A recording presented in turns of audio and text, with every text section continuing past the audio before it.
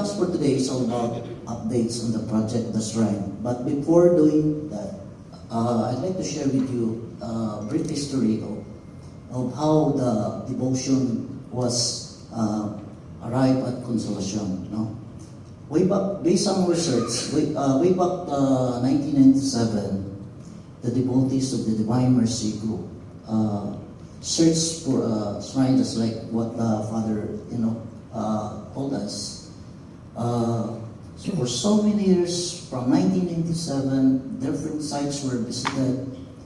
But until then, on 2014, that was the time that the site was formalized because of the deed of donation undertook by our Gomo family to the Roman Catholic Church.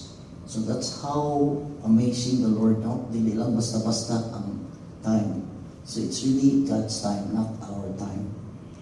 So for so many years, the devotees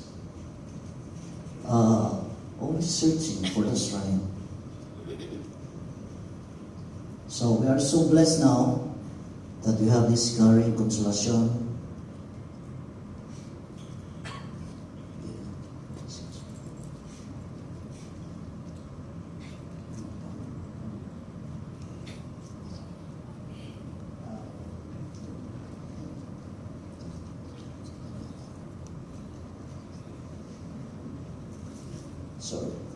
So anyway, while waiting for the presentation, the visual, we as technical group, we also encountered many amazing experiences with the Lord, no? Especially sa mga rainbows, no? So